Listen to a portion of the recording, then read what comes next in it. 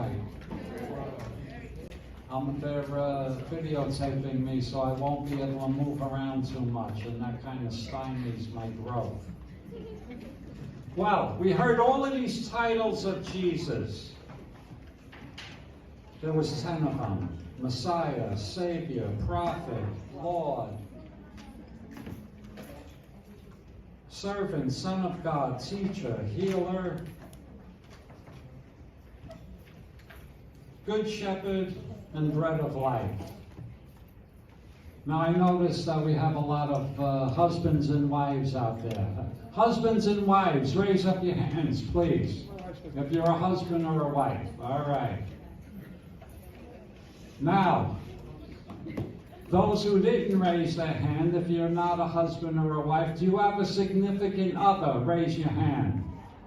Whether it's a boyfriend, a girlfriend, or whatever the case may be, we got a young guy here who's going to be married in a couple of days.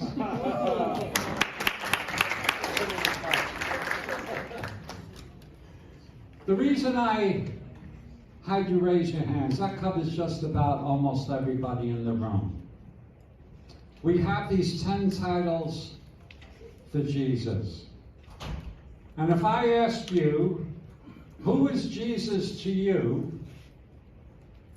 You might give me, I don't know, 3, 4, 5 of those titles.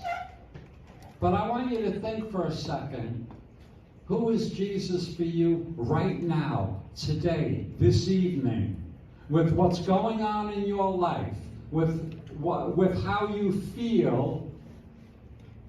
I want you to think, who is Jesus for you?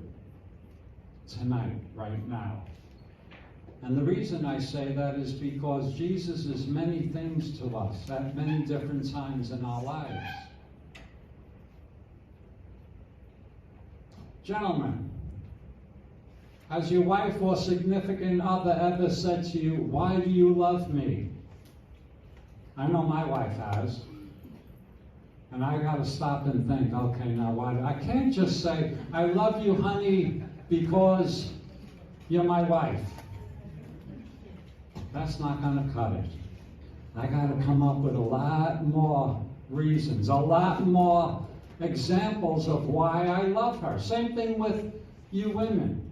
If your husband says to you, "Why do you love me?" He doesn't want to hear, "Well, because you bring home a paycheck." That might be part of the reason, but it's not the main reason, right? And it's the same thing with Jesus. We're supposed to be building a relationship with Jesus. And in order to build that relationship with him, he is all of these things that we had gone through, all 10 of them, and you could probably come up with at least 10 more possibly. But as we were going through and reading these, I underlined a couple of sentences. Under the Messiah means anointed one. I came to bring God's kingdom of love and justice to everyone. As the Messiah, the anointed one, he came to bring love and justice to everyone. Not just the Israelites, not just those 12 guys who were his close disciples, whom he called apostles, but to everyone. And he's not here with us now, physically, but yet he still brings love and justice to each and every one of us. Savior.